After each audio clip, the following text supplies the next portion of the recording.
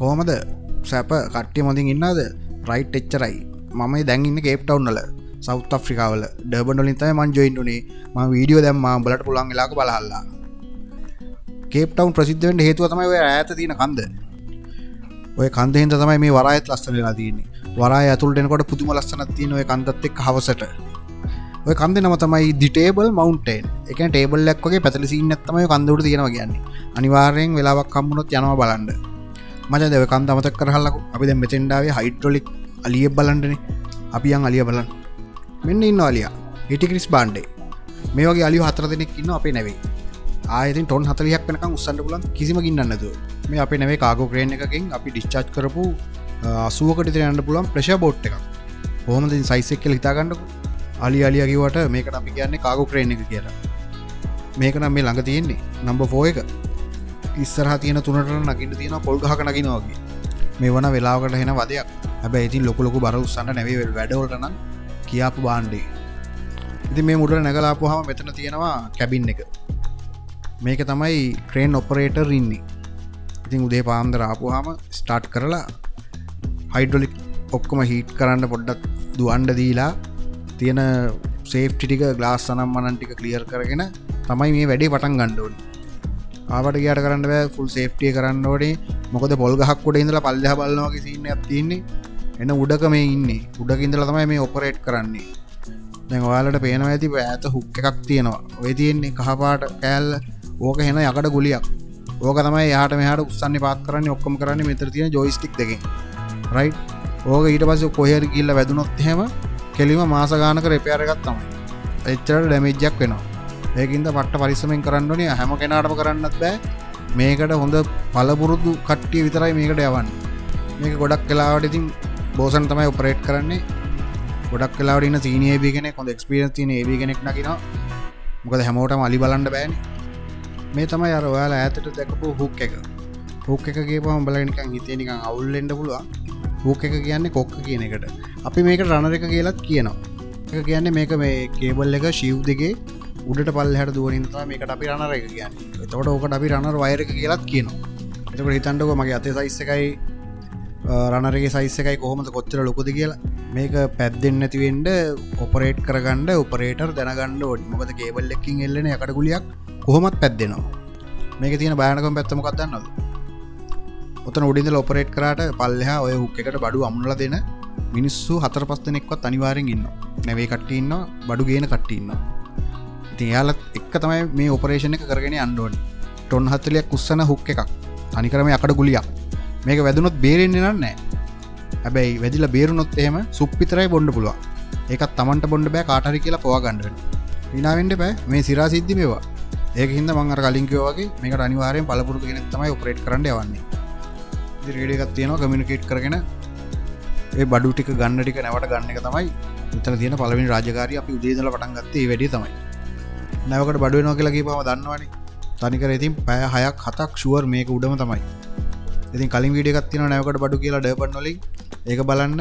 ඒකේ තියෙන මේ වගේ ක්‍රේන් එකක් නෙවෙයි. ඒක පොඩි රිමෝට් ක්‍රේන් එකක්. මේක ලොකු කාගෝ ක්‍රේන් එකක්. මෙතන පහසුකමට තියෙන්නේ මෙතන හොඳට ඉඳගෙන ඉන්න පුළුවන් ජොයිස්ටික් දෙයක් තියෙනවා. ඉතින් කොල්ලෝ ටිකක් ආසයිනේ මේ වගේ වැඩවලට. ඉතින් ඒකින්ද කාලුවක් නැහැ. උඩ ඔච්චර වෙලා හිටියත්. ඒක බඩු ටික එහෙම කරන්න මෙතෙන් එනවා. ගොඩාක් බඩු ಜಾති එනවා. ඉතින් ඒව ඔක්කොම එහෙම කරන්න මේ ක්‍රේන් එක ගොඩාක්ම අපිට ගොඩක්ම වටිනවා. මොකද නැවේ උඩම තියෙන කොටස් වලට හිටන් බඩු ටික එහෙම කරලා අපිට දාගන්න පුළුවන්. ඒක තමයි අපිට තියෙන ලේසිය. දැන් මේක කාගෝ ක්‍රේන් එකක්. මේකෙන් තමයි නැවට කන්ටේනර් පටවන්නේ. ඒ කියන්නේ සමහර වරායවල වල පහසුකමක් නැති වුනහම කන්ටේනර් පටවන්න ඒක ඒ වරායේ අපි නැවේ ක්‍රේන් පාවිච්චි කරලා තමයි කන්ටේනර් පටවන්නේ. වා කියන්නේ මේක අඩි 40 කන්ටේනර් පෙට්ටිය උස්සනවා ලෝඩ් එකත් එක්ක. දැන් මේක මෙහෙම කතාවක් තියෙනවා. මේ නැවට එන බඩුනේ ඒ කියන්නේ එන්ජින් ස්පෙයා පාර්ට්ස්, කෑම බීම, අපි රින්ස පවුඩර්, රෙදි හොදන රබන් අනම් මනම් හැමදේමනේ.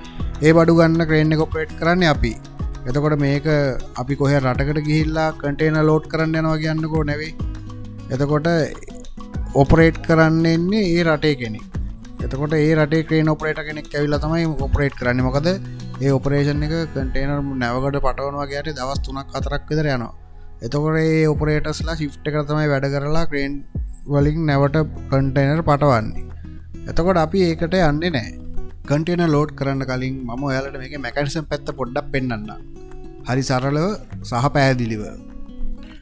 ඔය බූම් එකේ උස් පහත් වෙන එක වැඩ කරන්නේ ඔය දෙපැත්තේ තියෙන ජැක් දෙකකින්. දැන් ඔයාලට පේනවා ඇති වම සහ දකුණ කියලා ජැක් දෙකක් තියෙනවා.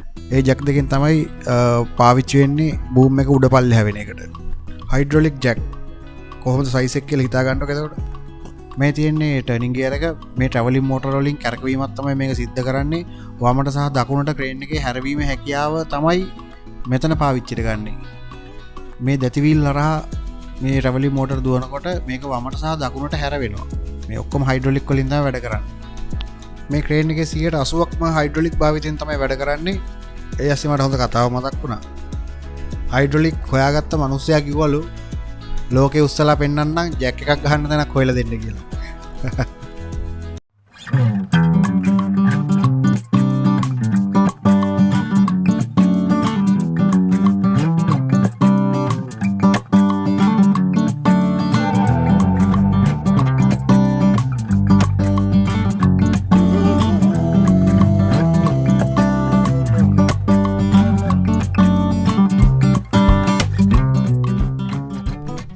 මුලදිවාල බලපු ක්ලිප් එක කේප් ටවුන් වල අපි නැවට බඩුවන්න එක තමයි ඔයාලා බැලුවේ. දැන් අපි නැව ඇවිල්ලා තියෙන්නේ ඇංගෝලා වරායට. ඇංගෝලා කියන්නේ ඊස්ට් අප්‍රිකා පැත්තේ තියෙන වරායක්. ඒකේ කන්ටේනර්ස් කොහොමද ලෝඩ් කරන්නේ ඩිස්චාර්ජ් කරන්නේ මේ ක්‍රේන් පාවිච්චි කරලා කියලා බලන්න තමයි දැන් අපි යන්නේ. වෙනද විදිහටම අපි උඩර නැගලා යන්නේ මේ නම්බර් 2 ක්‍රේන් එක. මේ ක්‍රේන් එකට ඇවිල්ලා ඉන්නවා ඇංගෝලා වල ඔපරේටර් කෙනෙක්. බලමු අපි ආව.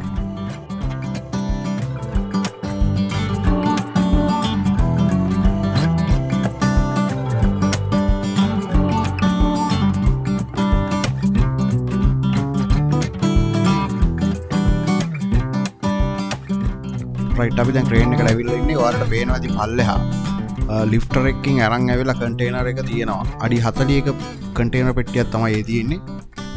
ලිෆ්ටර් එක එතනින් තිබ්බට පස්සේ තමයි මේ ක්‍රේන් එක ඔපරේටර් එක උස්සලා නැවට ගන්නෙ. සම්පූර්ණ අවධානය මේකටම තියෙන්න ඕනි. මොකද ගොඩක් ඩැමේජ් වෙන ඉඩකඩ ප්‍රමාණය වැඩි. බැලන්සින්, එතකොට කොමියුනිකේෂන් ඒවා ටික හරියටම තියෙන්න ඕනි. ඊට පස්සේ තමයි මේ ඔපරේෂන් එක කරගෙන යන්නේ. ගොඩක් වෙලාවටදී මේ නැවම ලෝඩ් කරන්න දවස් 4-5ක්වත් යනවා මේ කාගෝ ක්‍රේන් වලින් ලෝඩ් කරොත් එහෙම.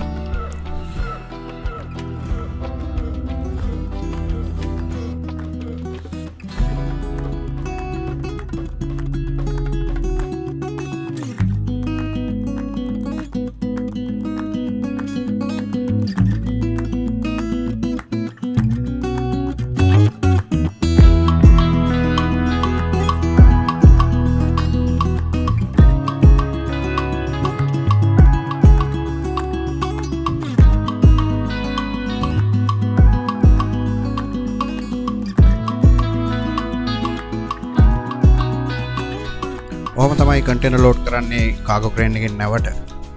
ඊට පස්සේ අපි බලනවා කොහොමද නැව යනකොට මේ හුක් එක සිකියු කරන්න කියලා. නැත්නම් රනර් එක සිකියු කරන්න කියලා.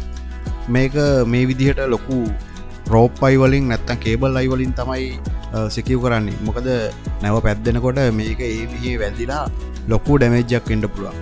ඒක හින්දා නැව යන්න ඉස්සෙල්ලා ওই විදිහට පාක් කරලා ඔය වයර් දෙක හොඳටම ටයිට් කරනවා ක්‍රේන් එකකින්. එතකොට මේ පැද්දෙන්නේ නැහැ. නැත්තම් ඒ බඩුම තමයි. එහෙනම් බොහොම ස්තුතියි අපිත් එක්ක එකතු වෙලා හිටියට. ඉදිරියටත් අපිත් එක්ක එකතු වෙලා ඉන්න. අපි සබ් කරන්න, ලයික් කරන්න, කමෙන්ට් කරන්න, ප්‍රශ්න ගැටලු තියෙනවා නම් ඕන දෙයකට උත්තර දෙන්න ලෑස්ති. ඒ වගේම තමයි අපි ඉස්සරහදී හම්බෙමු. back to 16. Thank you.